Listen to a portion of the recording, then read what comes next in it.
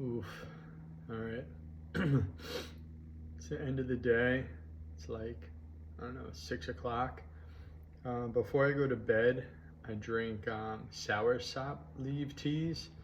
And the reason I drink these is while I was in Bali, there's such an awesome fruit. And if you know anything about me, I love all things Bali. I love going there. I love all the fruits. I love everything about it, the culture, the weather, every single thing. I don't do the tourist thing. I try not to eat Western food there. I try and just do all local stuff. I volunteer in rice fields. I do all that kind of shit. So my Bali experience is a little bit different from the ones you see on Instagram and most people. So I explored the culture and I found this fruit, sour sop. It's off the hook. And I really took advantage of it while I was there. And I would get this sour sop juice every single day before I went home and drink it before bed. Another thing I would really take advantage of is pomegranate and pomegranate juice.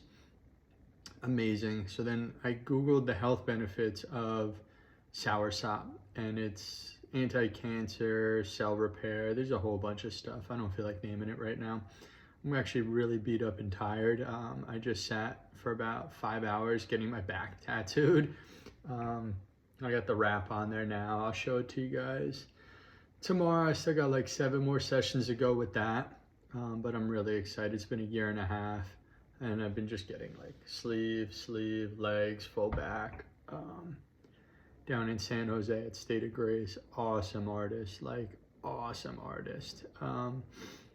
So yeah, I'm just gonna, well, what I just ate before too, I don't have pictures because I fucking ate the shit out of it.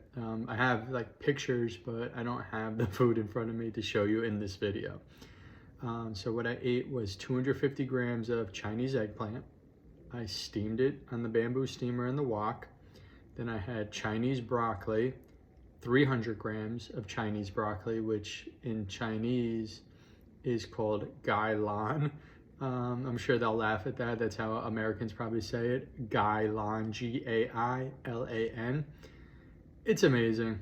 I sauteed it with ginger, garlic, turmeric, a 1/4 teaspoon. I looked at the sides. It's a 1/4 teaspoon of ghee to season it. And that was for the gai lan. Also in that, I had some daikon left over, spiraled radish. There was 100 grams left, so I threw that in.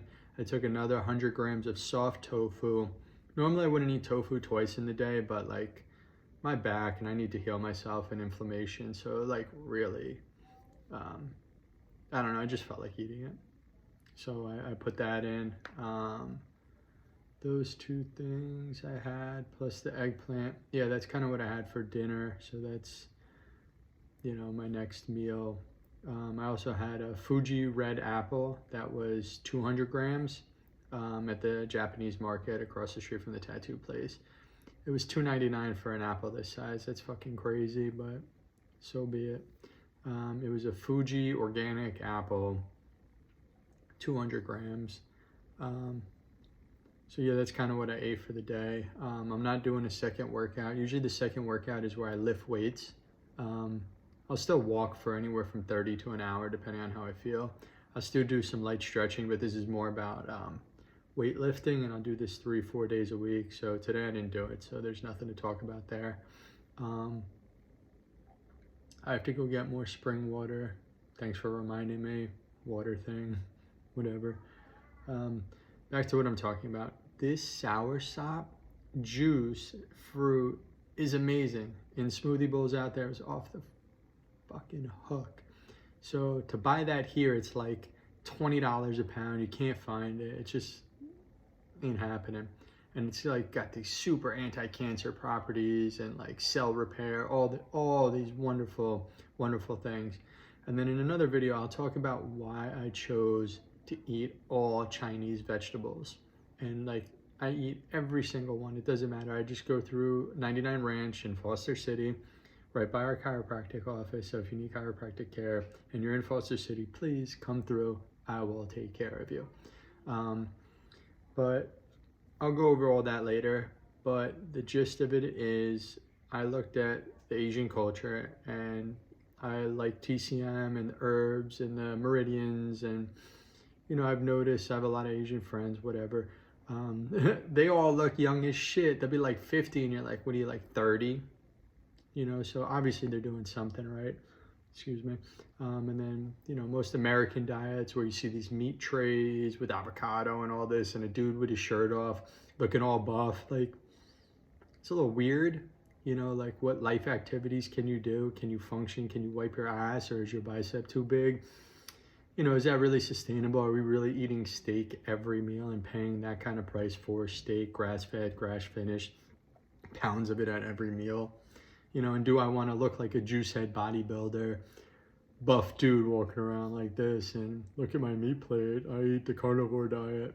You know, how long does that really last? You know, I'm 41. You guys are all probably like anywhere from like 20 to 27, still have inflammation in your body. Your blood work probably doesn't come back that great. I would challenge all you guys to go get blood work, see what it looks like, eat this diet for 10 days and see what changes and if anything else. Main thing I'm talking about here is C-reactive proteins. That's the inflammatory marker in your blood work that most people overlook, and inflammation is pretty much the cause of all disease in our body. So the more inflammation you have in your body, the more disease is going to show up. Cancers, autoimmune stuff, Hashimoto's, diabetes, dementia, you name it, all this stuff. You know, so just be aware of inflammation. You know, and it's not inflammation that I'm puffy and this, that, and the other thing. It's more inflammation that your body is fighting itself. And you're doing it to yourself to cause the inflammation by eating these foods. And you're like, oh, I don't feel gluten that big of a deal. Sugar's not that big of a deal. Just because you're not overweight. You probably don't have a six-pack. And if you do, you're just calorie deficient. No big deal. And you're probably under 30, high metabolism. So be it. But for longevity, for long life, to be healthy when you're older and not have to do HIIT workouts and count calories and be calorie deficient, this is why I'm doing it, is to build up all the nutrients in my body, to heal all the pieces of my body, and to give my body a rest from all the inflammation. I highly recommend doing a 24-hour fast at some point in your life as well. That'll put you into something called autophagy, whatever you want to call it. Look it up. It's kind of like Pac-Man for your body. If you remember Pac-Man and would go around chomp, chomp, chomp and eat up all these cells, essentially that's what happens after 24 hours of fasting. This is the short of it. I'm not getting into the science behind it. I believe this. I read a bunch of stuff. I do it myself. I reap the benefits. I've noticed a difference. I'm just speaking from experience. I'm not speaking from textbooks or parroting information. So supposedly what happens is Pac-Man goes through your body and cleans out all the old, dead, diseased cells. It goes, eats them up, excretes them, regenerates new cells, so you get a reset if you go 18 to 24 hours. 36 plus is better. There's all these studies on it. You read it. You do what's best for you. I'm just spitting information of what I've done in my experience. So I can only make 24 hours. I barely make 24 hours. It is not easy, and the only way I make 24 hours is if I leave the house, I don't bring any money, and I go away from any kind of store. And I cheat a little bit, but it's not really cheating. So like, I'll stop eating at 6 p.m. I'll go to bed. That'll knock out like until like 7 a.m. when I wake up. That'll knock out, I don't know, 12 hours right there. So now I got a 12 more hours while I'm awake to finish this off. So when I get up, I'll drink, you know, a big thing of water. I'll go as far as I can, and then I'll drink a matcha Americano or a green tea or a black tea with just tea leaves, hot water, Berkey water, of course. And that will just kill my appetite and kind of push me through. And then I'll go outside and just stay the fuck away from any kind of food out of the house. I won't bring any money, credit cards, and just try and make it till that 6 p.m. And then I've hit 24 hours and see how I do there. Usually when I have my next meal, I try and eat avocado first because it's a fat and it'll just kind of give my brain energy. I choose avocado. I don't think berries is wise or like all this other crap they promote. It's still sugar, and it spikes your blood sugar and your insulin, and it causes all types of chaos in your body that you just cleared out. fat in the avocado is a pretty neutral thing, and it's easy to move through your body, and it'll give you energy if you're looking for that boost. I'll put a little bit of salt and pepper on it. Sometimes I'll have poached beets with it, and then from there I'll eat, you know, one of these Asian vegetables, you know, get me through it. And if I really want, then I'll have maybe 4 ounces of grass-fed, grass-finished London broil. I choose because it's a leaner cut. I grew up eating it. It's a little different, but that's what I would choose. Me personally, that's what I do if I want the meat. I try and lay off the meat, but if I need it, I need it. I'm not a vegan. I'm not vegetarian. I just eat real food at real times, an assortment. Honestly, I try and stay away from the sad standard American diet because I think it's all garbage and they're trying to kill us anyway. All these conspiracies that I have, whatever. Broccoli, Brussels sprouts, all these foods that you find in America that everyone's eating, the meat, the broccoli, if they're eating vegetables, it's probably broccoli, Brussels sprouts, spinach, green beans, or kale. Most of these cause inflammation in your body because they're so high in fiber. So the meat causes inflammation. It's not that pure. It's good for you, so be it, but it still causes a bit of inflammation. The broccoli definitely causes inflammation from the fiber because your body's got to really process and digest it. All right, the whole goal is inflammation here. That's like the whole thing to avoid at all costs. And when you're doing the reset, you don't want to instigate that. So your body can heal itself. And when I say heal itself, it's not lose weight or take the water weight out of you. It's your villi and cilia and your small intestine, large intestine, colon that assimilates your food as it goes down and absorbs nutrients.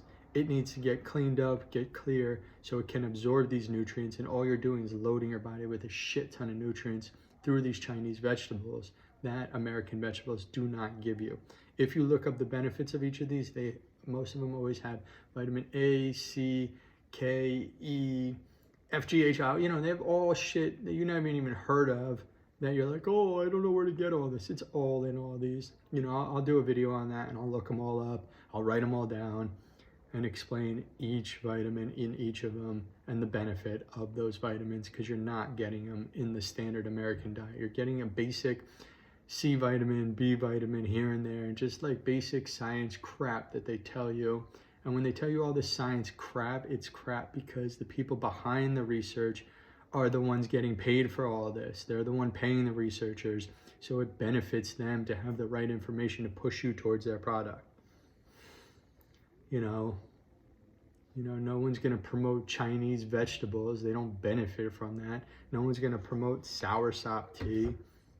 It's just not going to happen, but they're going to produce grass-fed, grass-finished, carnivore diet meat because it's all made in America locally and they make big money on it. Same thing with broccoli, same thing, apples, oranges, bananas. Like, don't eat that. It's just straight sugar. There's no real great benefit. That's why the government gives you free bananas, free apples, and these shitty school lunches. You know, it's not benefiting you. Look into it. Wake up, people. Eddie Abreu, he knows. So let me get back to why the fuck I made this video. I'm gonna be different. Soursop leaves. I bought them on Amazon.com.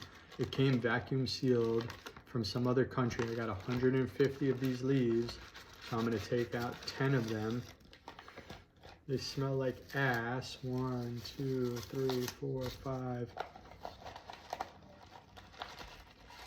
6, 7, 8, 9, 10. Whatever. There's 10 of them. I kind of put them in this airtight container to preserve them because for 150 of them, it's like $15. And I've got, I don't know, half this thing full. It's a cheap teapot. Watch what I do. I drop these 10 leaves in, close it. Also, I'll try and get the temperature to like 160. The moringa was 140. What I Googled to get the leaves extracted, it's 10 minutes at 160.